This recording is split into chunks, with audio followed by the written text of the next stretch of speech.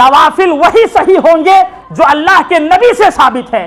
اگر کوئی آدمی یہ کہے کہ چلو نوافل پڑھنے کا حکم ہے تو اپنے سے 4 رکعتیں اور کسی مخصوص وقت میں پڑھ لیں، جیسے رجب کے مہینے میں مغرب اور شام کے درمیان پڑھا جاتا ہے، کوئی 1000 رکعتیں شب برات کے موقع پر پڑھنے لگ جائیں، اس کو نوافل نہیں کہتے، اس کو بدعت کہتے ہیں۔ وہ صریح گمراہی ہے، وہ صریح بدعت ہے۔ نوافل وہی درست ہوں گے جو اللہ کے نبی صلی اللہ علیہ وسلم سے ثابت ہے۔ اگر کوئی نوافل کا اہتمام کرتا ہے تو گھر میں برکت ہوگی، خیر اور بھلائی یہ ہے کہ گھروں میں نوافل کا کثرت سے اہتمام ہونا چاہیے۔ اگر کوئی گھر میں نوافل کا اہتمام کرتا ہے تو اللہ رب العالمین کی طرف سے اس گھر والوں کے لیے خیر، اللہ رب العالمین کی طرف سے اس گھر والوں کے لیے برکت۔ لیکن شرط کیا ہے؟ نوافل کا اہتمام کرتا ہے تو وہ اللہ کے قریب ہو جائے گا۔ اگر کوئی نفل کا اہتمام کرتا ہے اللہ کی محبت اسے نصیب ہوگی۔ اگر کوئی نفل کا اہتمام کرتا ہے اللہ سے جو مانگے گا اللہ رب العالمین اس کی مانگ کو پورا کرے گا۔ اگر کوئی نفل کا اہتمام کرتا ہے، بسا اوقات اگر کسی پریشانی میں پھنس گیا، اللہ سے پناہ مانگ لیا اس پریشانی سے، یا کسی بھی پریشانی سے پناہ مانگ لیا، اللہ رب العالمین اسے اس کی پریشانی کو دور کرے گا۔ بتائیے نفل پڑھنے کا یہ 4 بڑا فائدہ۔ ان الحمد للہ نحمده ونستعینه ونستغفره ونعوذ بالله من شرور أنفسنا ومن سيئات أعمالنا من يهده الله فلا مضل له ومن يضلل فلا هادي له وأشهد أن لا إله إلا الله وحده لا شريك له وأشهد أن محمدا عبده ورسوله يا أيها الذين آمنوا اتقوا الله حق تقاته ولا تموتن إلا وأنتم مسلمون يا أيها الناس اتقوا ربكم الذي خلقكم من نفس واحدة وخلق منها زوجها وبث منهما رجالا كثيرا ونساء واتقوا الله الذي تساءلون به والأرحام إن الله كان عليكم رقيبا يا أيها الذين آمنوا اتقوا الله وقولوا قولا سديدا يصلح لكم أعمالكم ويغفر لكم ذنوبكم ومن يطع الله ورسوله فقد فاز فوزا عظيما أما بعد فإن خير الحديث كتاب الله وخير الهدي هدي محمد صلى الله عليه وسلم وشر الأمور محدثاتها وكل محدثة بدعة وكل بدعة ضلالة وكل ضلالة في النار أعوذ بالله من الشيطان الرجيم بسم الله الرحمن الرحيم فمن تطوع خيرا فهو خير له رب اشرح لي صدري ويسر لي أمري واحلل عقدة من لساني يفقهوا قولي معزز حاضرین جمعہ، پردہ نشین خواتین اسلام،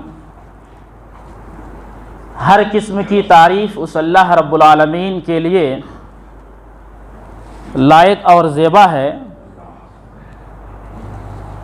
جنہوں نے ہم بنی نوع انسان کو اس دار فانی کے اندر مبعوث کیا۔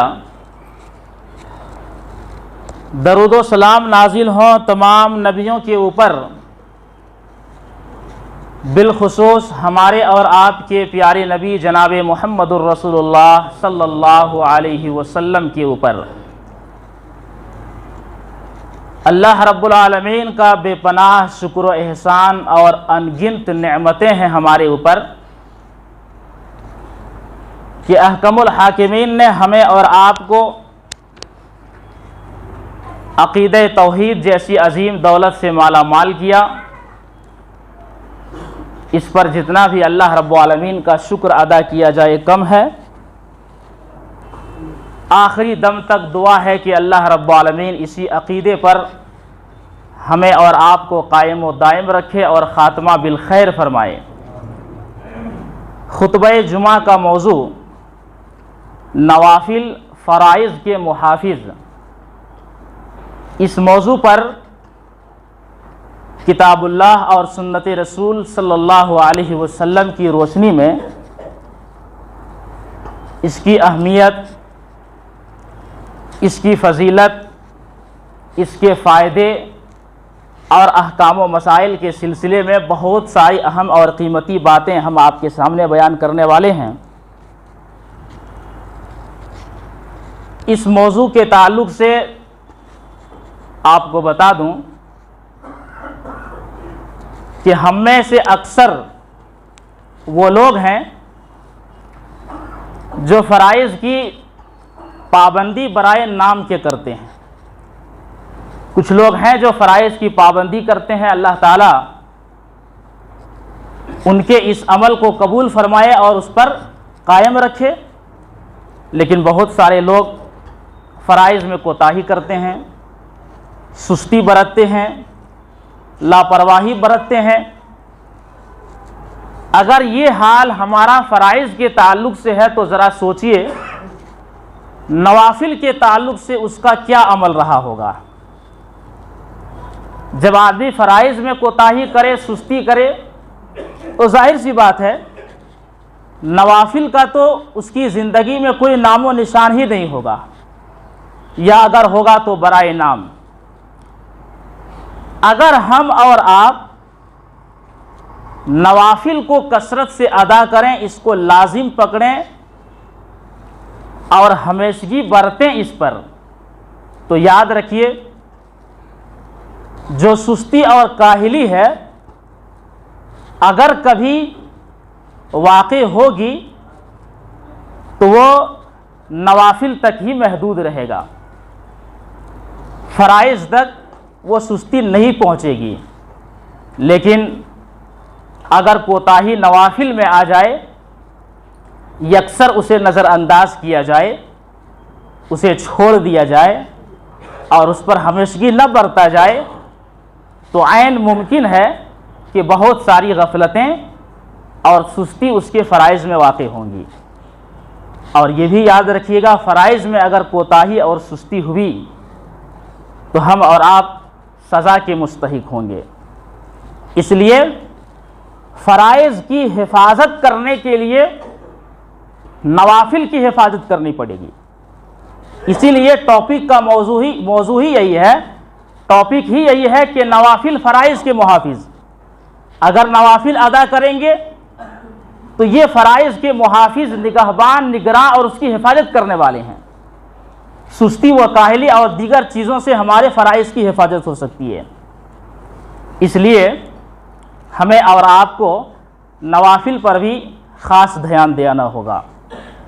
کبھی کبھی سوچتا ہوں کہ ہمارے جو اسلاف تھے آخر وہ اس قدر لذت محسوس کرتے تھے نوافل کی ادائیگی میں، عبادات کی ادائیگی میں۔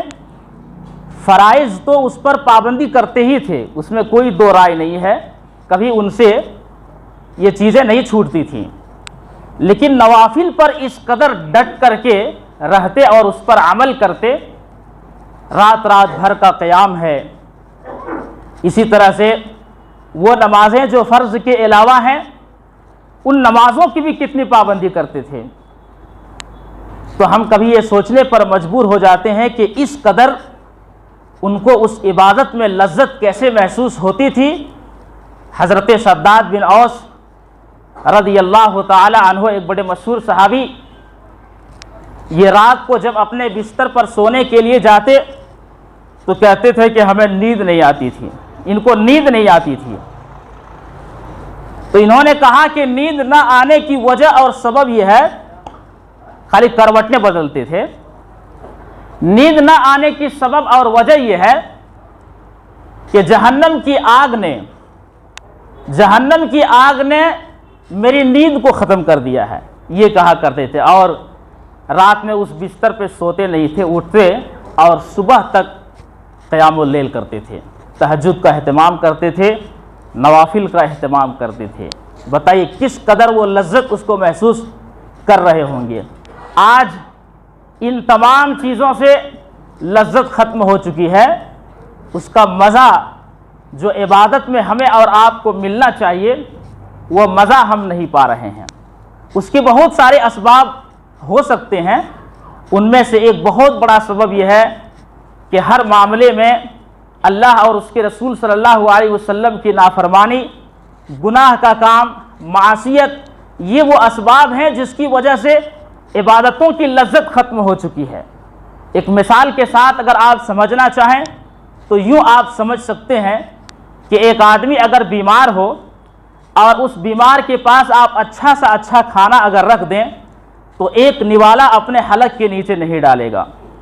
وہی اچھا کھانا اگر کسی صحت مند انسان کو آپ کھلائیں تو وہ انگلیاں چاٹتا رہ جائے، بڑا مزہ آئے گا۔ سوال یہ پیدا ہوتا ہے کھانا تو بالکل خراب نہیں ہے، کھانا خراب نہیں ہے، سوال یہ ہے کہ کھانا تو خراب نہیں ہے لیکن وہ آدمی کھا کیوں نہیں پا رہا ہے؟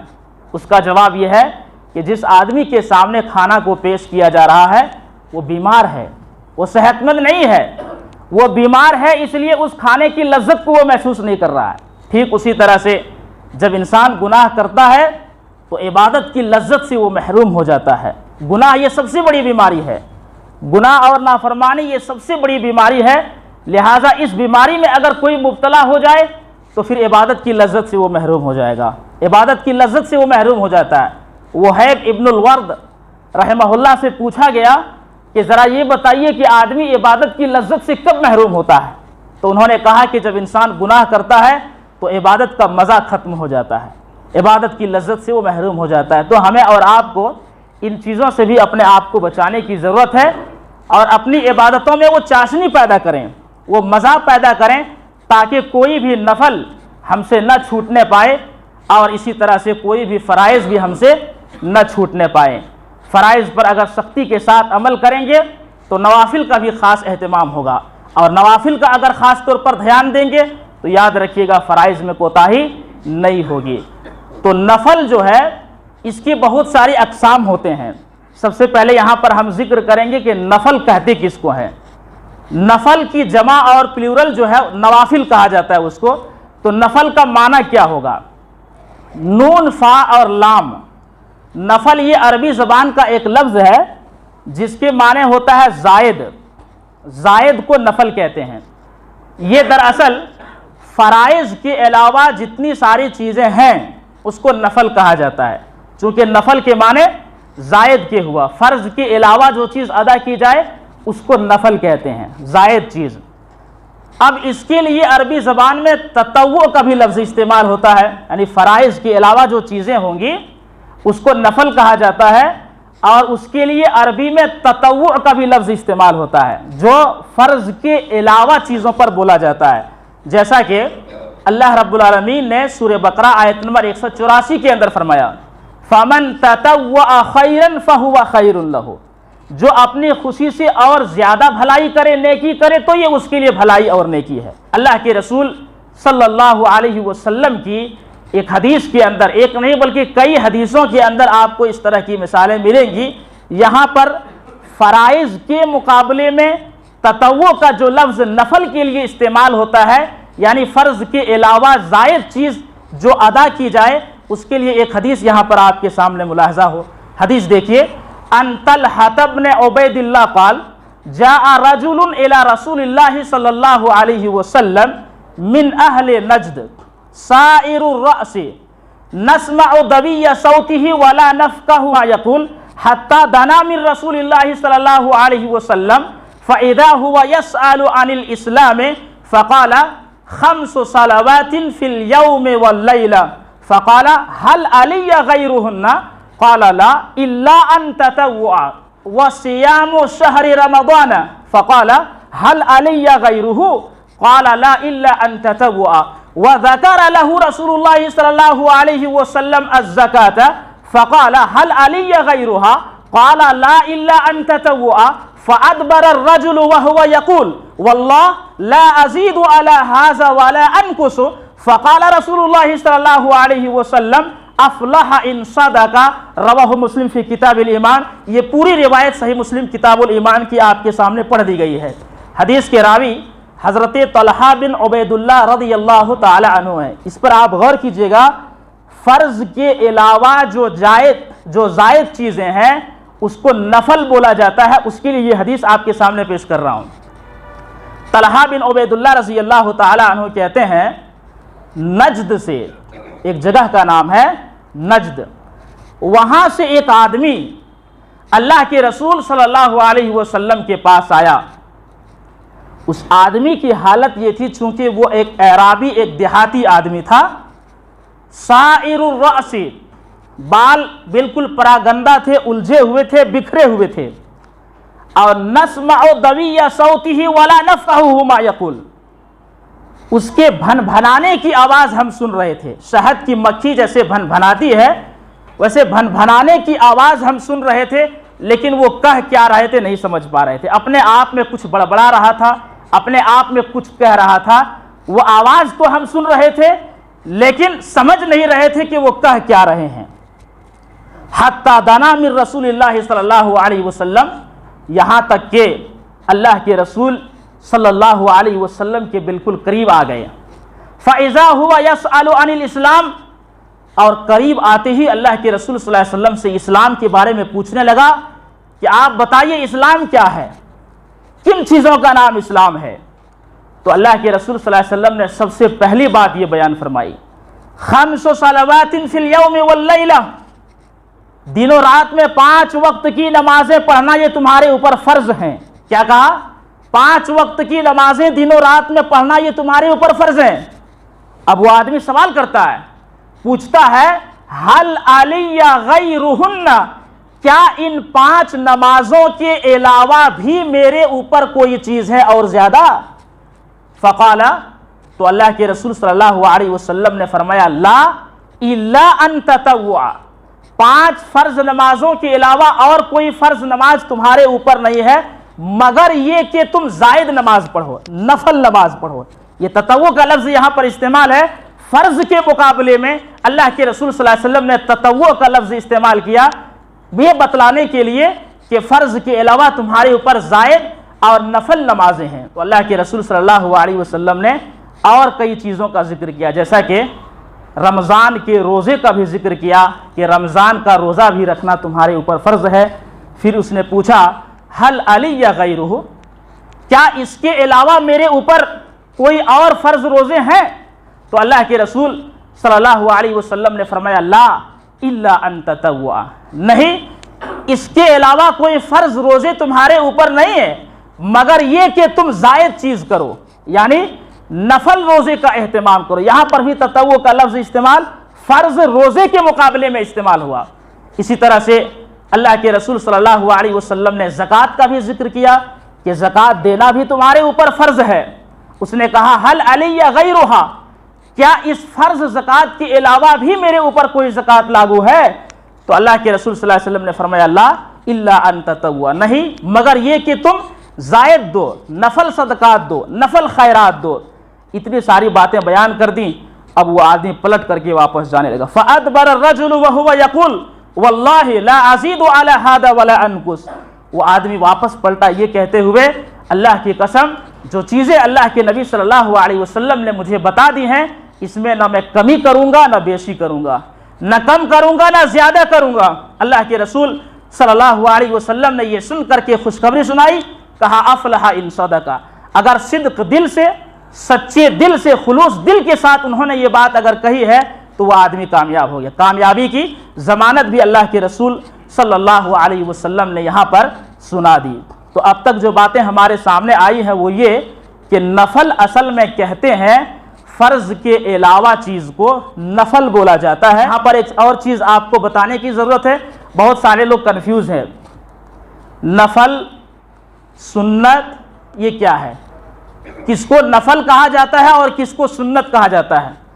اور تعجب کی بات تو یہ ہے ہمارے معاشرے کے اندر لوگوں نے دین کو اتنا مشکل بنا دیا ہے، نکاح کریں گے تو 4 چیزیں فرض ہیں، 3 چیزیں سنت ہیں، 2 چیزیں مستحب ہیں، وضو بنانے کے لیے جائیں تو 2 چیزیں فرض ہیں، 3 چیزیں سنت ہیں اور 1 چیز نفل ہے۔ اس طرح سے دین کو بالکل لوگوں نے مشکل بنا کر کے لوگوں کے سامنے پیش کر دیا۔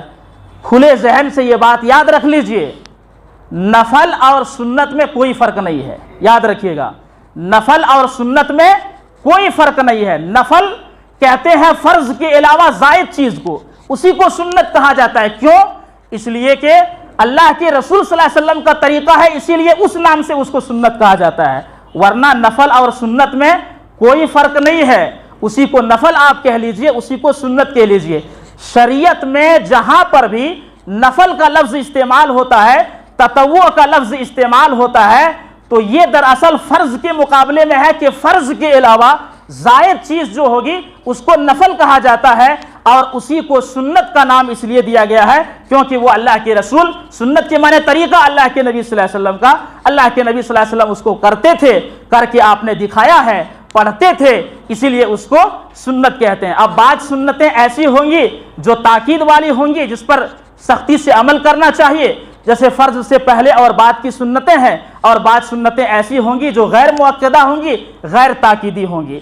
تو نفل اور سنت میں کیا بھی فرق نہیں ہے، کوئی ڈیفرنس نہیں ہے، یہ بات یاد رکھیے گا۔ فرض کے علاوہ جو بھی زائد چیزیں ہیں وہ نفل میں اس کا شمار ہوتا ہے۔ اب آئیے، نوافل کا اگر خاص طور پر اہتمام کریں گے تو ہمیں اور آپ کو ملے گا کیا؟ ظاہر سی بات ہے، کوئی بھی عمل کرتے ہیں تو اس میں کچھ نہ کچھ ملنا چاہیے، اگر کوئی چیز ملے ہی نہ تو اس عمل کے کرنے سے کیا فائدہ ہوگا؟ تو سب سے پہلے ہم آپ کے سامنے یہ بیان کریں گے کہ نوافل پڑھنے سے، نوافل کے ادا کرنے سے ہم کو فائدہ کیا ملے گا، ہم کو فضیلت کیا ملے گی۔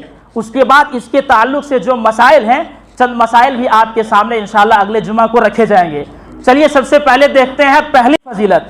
اگر نوافل کا اہتمام کریں گے تو پہلی فضیلت اور پہلا فائدہ یہ ملے گا کہ قیامت کے دن اگر ہمارے فرائض میں سے کوئی کوتاہی نکل گئی تو اللہ رب العالمین فرشتوں کو یہ حکم دیں گے کہ اس بندے کے نوافل تلاش کیے جائیں۔ اگر نوافل مل گئے تو سمجھ لیجئے کہ وہ فرائض پورے کر دیے جائیں گے۔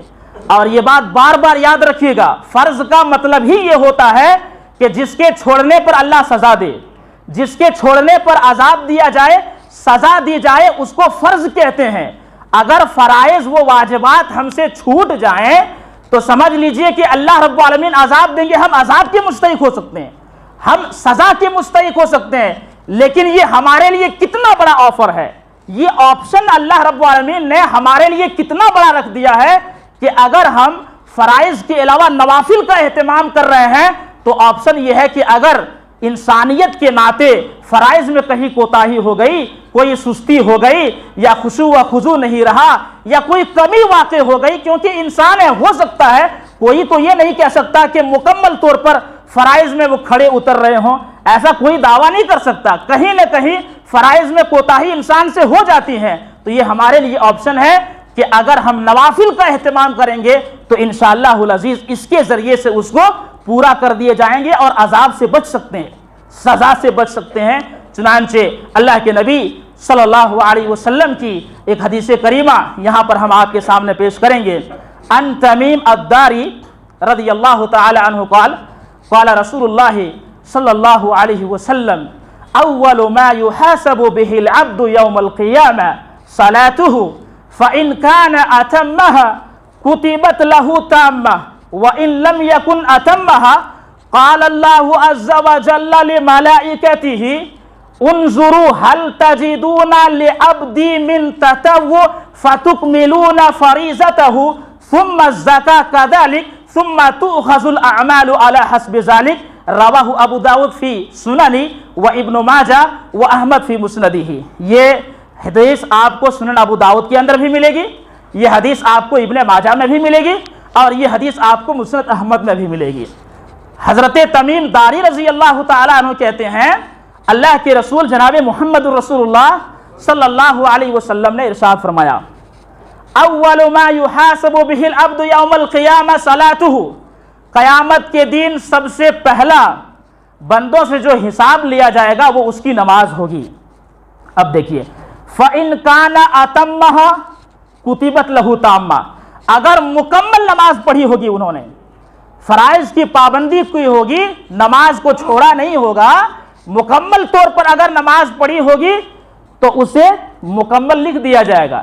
لیکن وَإِن لَمْ يَكُنْ أَتَمَّهَا, اگر نماز میں کوتاہی واقع ہوئی ہوگی, سستی واقع ہوئی ہوگی, اس نے کوتاہی کی ہوگی, تو اللہ رب العالمین ڈائریکٹ اس انسان کو سزا نہیں دے گا, بلکہ ایک آپشن جو رکھا گیا ہے, اللہ رب العالمین کہیں گے قال اللہ لملائکتہ, اللہ اپنے فرشتوں سے کہے گا انظروا هل تجدون لعبدی من تطوع, تلاش کرو میرے بندے میں من تطوع, کیا میرے بندے میں کوئی نفل نماز بھی ہے, نفل نماز انہوں نے کچھ اپنی زندگی میں پڑھی ہے, اس کو تلاش کرو.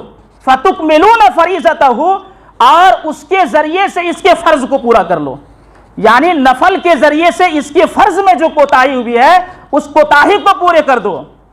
تو لہٰذا بالکل وہ تلاش کریں گے فرشتے, اور تلاش کرنے کے بعد اگر مل گئے تو پورے کر دیے جائیں گے, اگر نفل ملا ہی نہیں تو ظاہر سی بات ہے آدمی سزا کا مستحق ہوگا. اللہ کے رسول صلی اللہ علیہ وسلم فرماتے ہیں ثم الزکاة کذالک, اسی طرح زکوٰۃ کا بھی معاملہ ہوگا.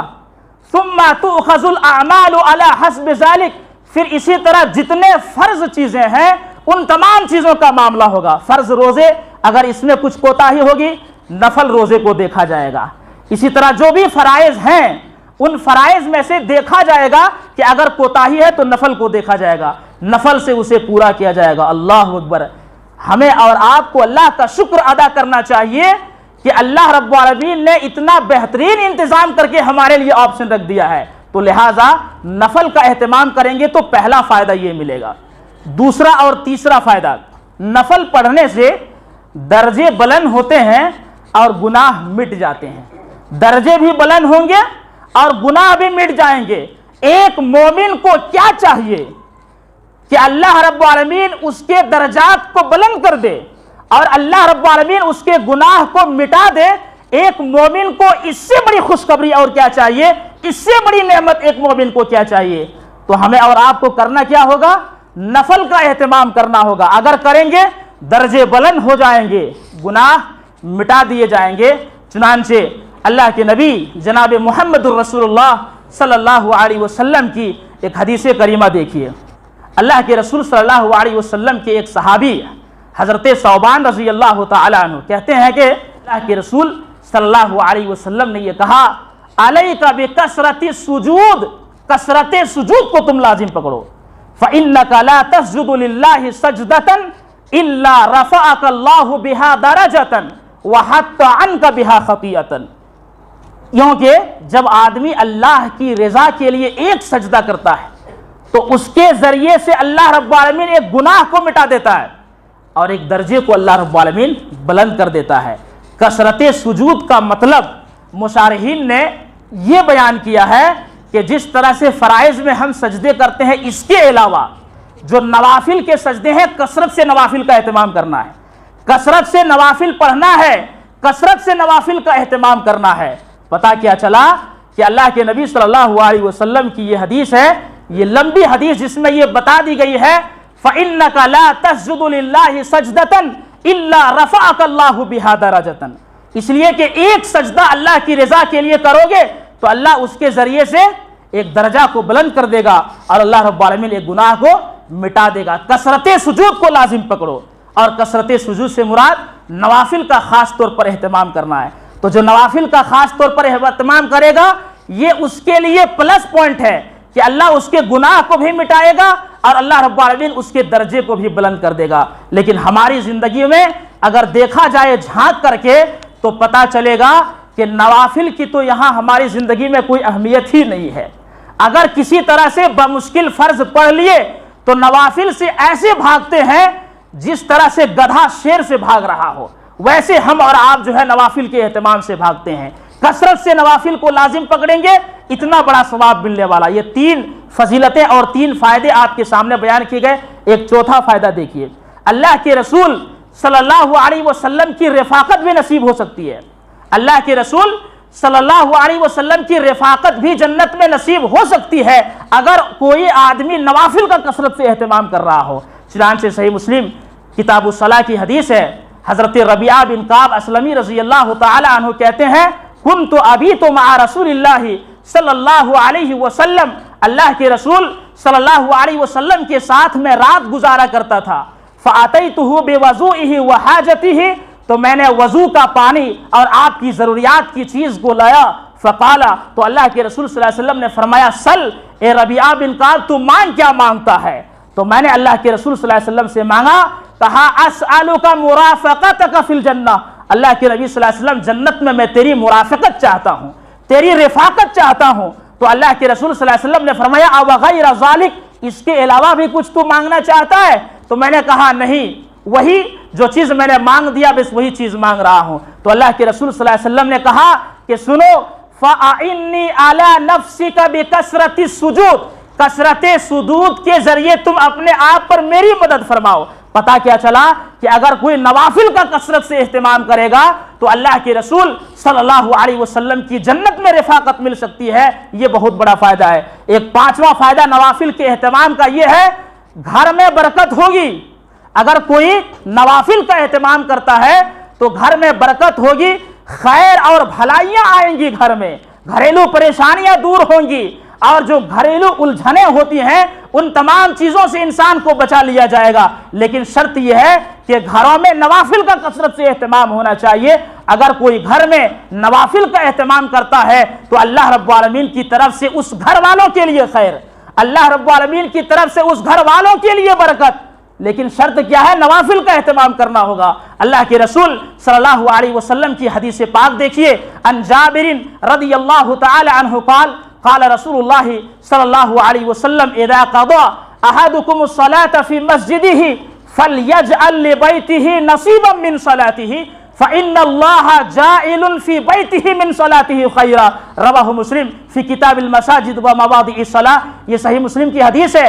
حضرت جابر رضی اللہ تعالی عنہ کہتے ہیں اللہ کے رسول صلی اللہ علیہ وسلم نے ارشاد فرمایا اذا قضى احدكم الصلاة في مسجده، جب تم میں سے کوئی مسجد میں فرض نماز پڑھ لے، فَلْيَجْعَلْ لِبَيْتِهِ نَصِيبًا مِّن صَلَاتِهِ، تو اسے چاہیے کہ اپنی نماز میں سے ایک حصہ، کچھ نمازیں اپنے گھر کے لیے بھی مقرر کریں، اپنے گھر کے لیے بھی رکھیں۔ کیوں؟ اس لیے کہ اللہ کے نبی صلی اللہ علیہ وسلم کا فرمان ہے فَإِنَّ اللَّهَ جَاعِلٌ، اس لیے کہ اللہ رب العالمین پیدا کر دے گا، اللہ رب العالمین برکت ڈال دے گا فی بیتہ من صلاتہ، اس کے اس نماز سے جو وہ گھر میں پڑھ رہا ہے، خیرن، اللہ رب العالمین بھلائی پیدا کر دے گا۔ حدیث کریمہ سے پتہ یہ چلا کہ جو آدمی اپنے گھروں میں نوافل کا اہتمام کرتا ہے تو اس کے ذریعے سے اللہ خیر پیدا کرے گا، اللہ برکت پیدا فرمائے گا اس کے اس گھر میں۔ اللہ کے رسول صلی اللہ علیہ وسلم کی سنت تو یہی ہے کہ آدمی نفلی نماز اپنے گھر میں پڑھیں، یہ اس کے لیے زیادہ بہتر ہے۔ صحیح بخاری کتاب الاذان کی حدیث سے پتہ چلتا ہے، حضرت زید بن ثابت رضی اللہ تعالی عنہ کہتے ہیں اللہ کے رسول صلی اللہ علیہ وسلم نے فرمایا فصلوا ایھا الناس فی بیوتکم، اے لوگو تم اپنے گھروں میں نماز پڑھو، فإن افضل الصلاة صلاة المرء فی بیتہ الا المکتوبہ، اس لیے کہ مرد کی نماز سب سے افضل نماز مرد کی فرض کے علاوہ نفل نمازیں اس کے گھر میں پڑھنا ہے۔ حدیث سے پتہ کیا چلا؟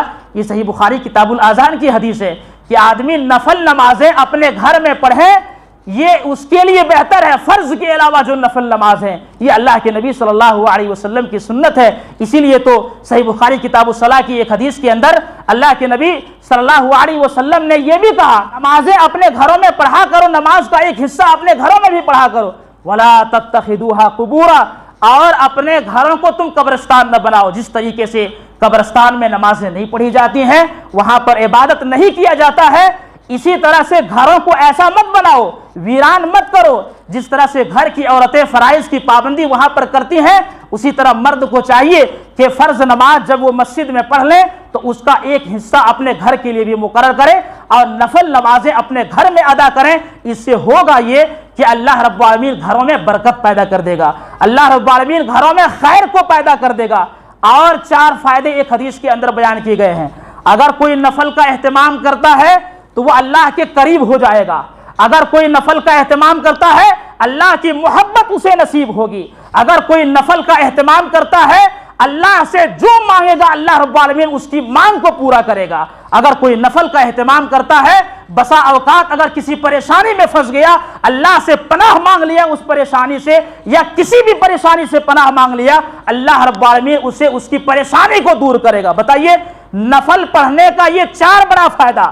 اللہ کے قریب بھی ہو جائیں گے, اللہ کی محبت بھی ملے گی, جو مانگو گے وہ مانگ بھی پوری ہوگی, اور اگر کسی پریشانی میں پھنس گئے اللہ سے پناہ مانگ لیے تو اللہ رب العالمین پناہ بھی دے دیں گے. ایک حدیث کریمہ دیکھیے, عن ابی ہریرہ رضی اللہ تعالی عنہ قال قال رسول اللہ صلی اللہ علیہ وسلم ان اللہ تبارک و تعالی قال من عاد لی ولیا فقد آذنته بالحرب وما تقرب الی عبدی بشیء احب الی مما افترضت علیہ وما یزال عبدی یتقرب الی بالنوافل حتی احبہ فاذا احببته كنت سمعه الذي يسمع به وبصره الذي يبصر به ويده التي يبطش بها ورجله التي يمشي بها ولئن سألني لأوتينه ولئن استعاذني لأعيذنه رواه البخاری فی کتاب الرقاق. صحیح بخاری کتاب الرقاق کی حدیث ہے.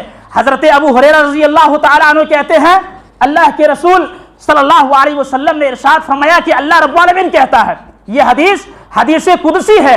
اللہ کیا کہتا ہے, جو میرے کسی دوست سے دشمنی کرے گا اس سے میرا اعلان جنگ ہے.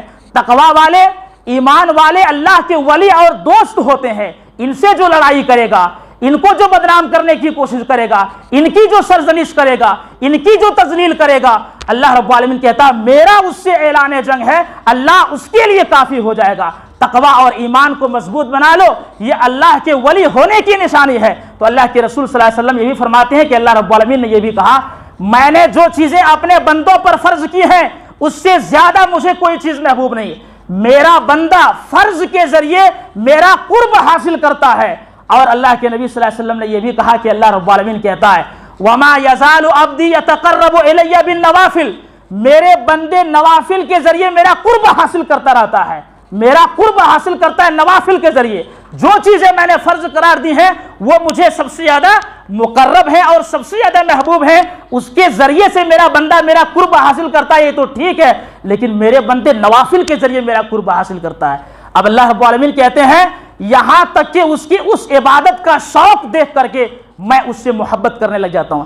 اللہ کا قرب بھی ملتا ہے, اللہ کے قریب بھی ہو جاتے ہیں, اور اللہ تعالیٰ کہتا ہے میں اس سے محبت کرنے لگ جاتا ہوں, لہٰذا اس کے وہ آنکھ بن جاتا ہوں جس سے وہ دیکھتا ہے, اس کے وہ کان بن جاتا ہوں جس سے وہ سنتا ہے, اس کے وہ ہاتھ بن جاتا ہوں جس سے وہ پکڑتا ہے, اس کے وہ پیر بن جاتا ہوں جس سے وہ چلتا ہے. اب 2 فائدے اور دیکھ لیجئے, اللہ کی محبت بھی مل رہی ہے, اللہ کا قرب بھی مل رہا ہے.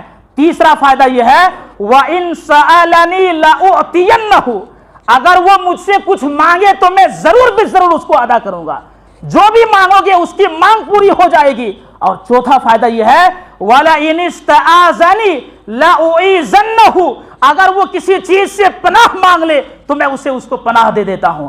حدیث سے پتہ کیا چلا کہ نوافل کا اہتمام کرو گے تو اللہ رب العالمین کے قریب ہو جاؤ گے, محبت بھی ملے گی, جو مانگو گے مانگ بھی پوری ہو جائے گی. اور اسی طرح سے اگر کسی چیز سے پناہ مانگ لو گے تو اللہ رب العالمین پناہ بھی دے گا. کتنا بڑا فائدہ اس نوافل کا ہے. لیکن ہماری اور آپ کی زندگی میں نوافل کا تو بالکل نام ہی نہیں ہے.